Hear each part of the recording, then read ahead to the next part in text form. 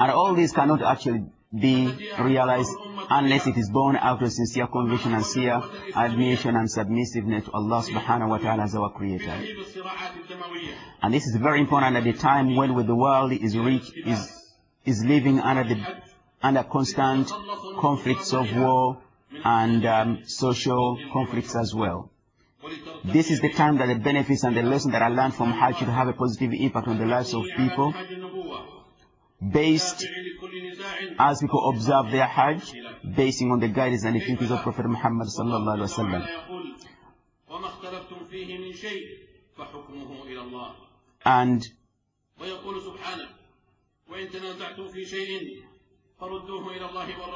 And it is these fundamental teachings of Islam as well as manifested in Prophet Muhammad sallallahu alaihi wasallam that urge and encourage mankind that always refer to Allah subhanahu wa ta'ala for solutions and guidances whenever he finds himself in positions of conflict or misunderstanding of one another.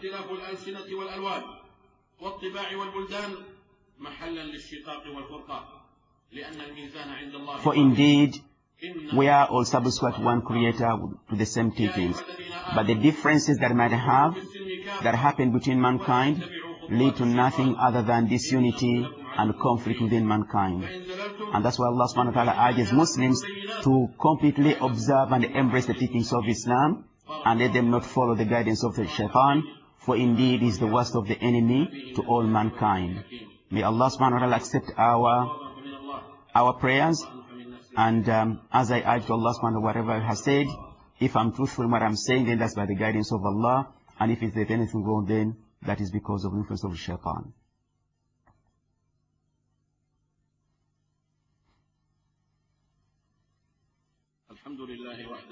All praise is to Allah subhanahu wa ta'ala, the one, and may Allah peace and blessing be upon his beloved Prophet Muhammad sallallahu alaihi wasallam. Dear pilgrims, I urge you to be fearful of Allah, and also remind you that on the 8th, anyone who has intended to perform the Hajj Tamattu should make sure that he makes his intention on the 8th day. But whoever made the Hajj Qiran, combining Hajj and Umrah together, or intend to make just one Hajj and not Umrah, he should remain by now in his state of Ihram. And it is a sunnah, the ritual of performing Hajj, that on the 8th day, that the pilgrims go and have to arrive in Mina before midday, and they spend the night there until where they have to perform Salatul Dhuhr and Asr together in a shortened manner, and they have to stay there until the next morning where they have to perform Fajr. And after performing Salatul Fajr, they have to make their way and move all the way to Arafah. And when they are in Arafah, they have to make sure they keep themselves busy in a total supplication of Allah subhanahu wa ta'ala, praising him and praying to Allah subhanahu wa ta'ala, pleading for his mercy and his guidances. And they should make sure that most of their time should be kept busy with the praising and chanting the word of Tawheed, as Prophet Muhammad sallallahu alaihi wasallam mentioned that no word has ever been given to me, the best word that has ever been given to me, as it was given to the rest of other prophets, to say that La ilaha, there is no one worth of worship, to him belongs the kingdom, and to him belongs all the praises, and he has the power over everything. He has to stay in Arafah until the sun sets, and then after the sun has set, they have to walk before they perform Salatul Maghrib and have to Muzdalifah, where they have to perform Salatul Maghrib and Isha in a shortened manner. And they can stay in Muzdalifah, any place of Muzdalifah, and they have to stay the whole night. And the next day, the 10th day, the day of Eid, they have to move to Mina, and where they have to stone the pulpit. And as they observe the ritual of stoning the shaitan, or the pulpit of the shaitan, they have to mention the word of takbir every time they throw a stone. And then after that, they have performed, they are now free to do some of the things they were initially prohibited from doing, except consuming marriage. And once they have done that, whoever had the intention of performing Hajj Tamattu, then it's imperative upon him that he has to perform he has to make the circumambulation of the Kaaba, what we call the Tawaf al-Ifada, and he has also to make the Sa'i.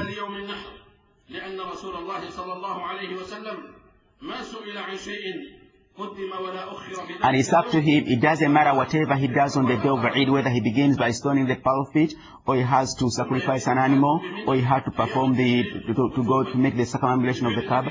Whichever one of the three he does, there is no problem, because the Prophet ﷺ gave allowance to that when he was asked on that occasion. Now, after performing all those rituals on the 10th day, he has to come back and spend the night in Mina. And then the next day after midday, he should aim to go and aim at stoning the pulpit, the first one, the second, the third one, starting with the farthest out from Mecca, then the middle one, then stone the third one, the closest one to Mecca. And he has to do that for the next 3 days if he is not in a hurry of leaving. If he's not in a hurry of leaving earlier. But if he intends to complete all the 3 days, then he has to stand in Makkah. He's trying to spend the night in Makkah, the 10th, the 11th, and the 12th day. He spends the nights of the 10th, the 11th, and the 12th day, and then he has to leave Mina on the 13th day. And after he has completed that, he has to make one extra commemoration of the Kaaba when he gives a farewell to the Kaaba to Makkah. And that is the most important time, because Muslims should always refer to this occasion. For Allah subhanahu wa ta'ala mentioned that some people will actually perform their rituals, but as they leave, they might only get the benefit of this world, and they might not get the benefit of the hereafter. So Muslims should always be sincere in their intention, so that they reach the benefits of this dunya in their prayers and their supplication, in as much as they have to seek for Allah subhanahu wa ta'ala's pleasure and blessings on the day of judgment. Oh, dear brothers and sisters, I urge you to remember and pray for Prophet Muhammad sallallahu alaihi wasallam, as Allah has commanded us in the Quran. Indeed, Allah subhanahu wa ta'ala does that, and so do angels do that. So a Muslim should always pray to Allah subhanahu wa ta'ala to grant his mercy and blessing to Prophet Muhammad sallallahu alaihi wasallam.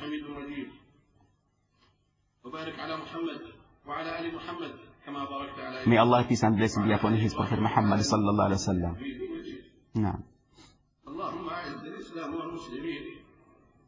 Oh Allah subhanahu wa ta'ala, grant you, give back the glory of Islam to Muslims and Islam. We plead to you to protect and defend the Quran and the deen of Islam and the Muslims. We do plead to you to remove the agonies that have been faced by Muslims in this world and mankind in the world. We plead to you to relieve those who are indebted of their debts and those who are ill of their illness. We plead to you because you are the oft-forgiving and the merciful and the most kind one. Oh Allah subhanahu wa ta'ala, plead to you to reward the pilgrims.